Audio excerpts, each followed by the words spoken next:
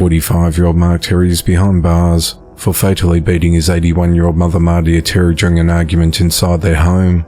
At around 8 a.m. on Sunday the 14th of January, authorities responded to their apartment at 2021 Brooks Drive in District Heights, Maryland after Mark called 911 and told dispatch that he went to check on his mother that morning when he found her unresponsive.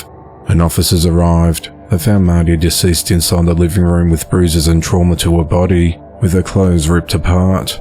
Authorities identified Mardia's son who lived with his mother as a suspect, and he was taken into custody. During an interview with detectives, Mark admitted that he fatally assaulted his mother during a dispute. He said that he got upset when his mother confronted him about his drinking habits. He said he pushed his mother to the ground and started hitting her in the body and face with her own cane. She begged him to please stop, but he continued striking her with it. The homicide occurred on Thursday the 11th of January, but Mark didn't call authorities until the morning of Sunday the 14th of January. Mark was arrested and charged with first and second degree murder, as well as other related charges. He remains held at the Prince George County Jail. The investigation into the matter continues. A man is behind bars after authorities discovered one man killed and another hanging from a tree. At 6:59 p.m. on Monday the 15th of January, authorities responded to a residence at 5327 Elkin Avenue in Spring Hill, Florida to conduct a welfare check on 44-year-old William Scott Trudel. A family member called 911 to report that 24-year-old Dakota Lee Croft had possibly killed William. Upon arrival, deputies made contact with 33-year-old Dustin McMillan. Dustin initially locked the front door and prevented deputies from entering the premises. Eventually, Dustin allowed deputies inside, but indicated that Dakota was not home. Another deputy who walked to the backyard found Dakota deceased hanging from a tree.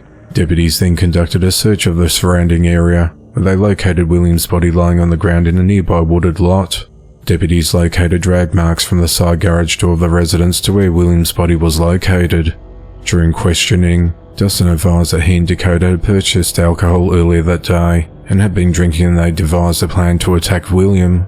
Dustin said Dakota was upset with William for being a cop caller and disrespecting women in the home. Dustin advised when William entered the garage, they ambushed him and killed him. A family member entered the garage a short time later and saw William's body lying on the floor. That family member immediately left the premises. Dustin said that he and Dakota proceeded to drag William's body to a nearby wooded area and then began to clean up the garage and dispose of any evidence. Further investigation revealed Dakota was currently under supervision of the Florida Department of Corrections and had recently cut off his ankle monitor, which was located in the backyard. Detectives believe it was shortly after that both men attempted to clean up the garage, that Dakota then hanged himself. Dustin was arrested and charged with one count of first-degree murder and tampering with evidence. He remains held at the Hernando County Detention Center without bond. The investigation into the matter continues. 60-year-old James Anderson has been arrested after driving drunk and smashing into a police car.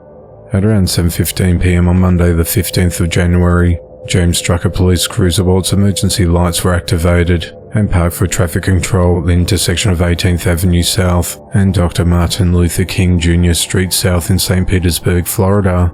Investigators said the officer suffered minor injuries and was transported to a local hospital for treatment.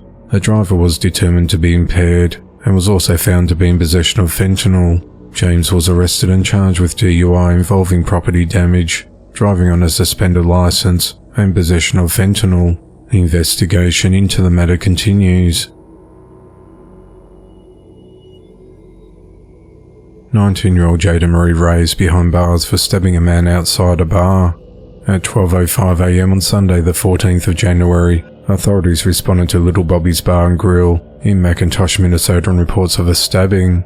When officers arrived, they found a man laying on the ground outside the bar in below zero temperatures. He had at least 20 stab wounds on his face, arm, shoulder and lower back. Witnesses at the bar told police they saw Jaden stab the man until he fell to the ground. The victim was taken to Essentia Hospital in Fargo with non-life-threatening injuries. The victim was reportedly involved in an altercation with two other men prior to being stabbed. While interviewed by detectives, Jaden admitted to holding a knife to the victim's neck outside of the bar. She said that she pushed the knife harder than she intended to and cut the victim. and stabbed him 3 or 4 more times before running away. She said she returned to find the victim in the pool of blood, but says she does not remember stabbing him more than 3 or 4 times. Jaden was arrested and booked into the Polk County Jail on charges of attempted murder, first-degree assault, and causing great bodily harm to another. The investigation into the matter continues.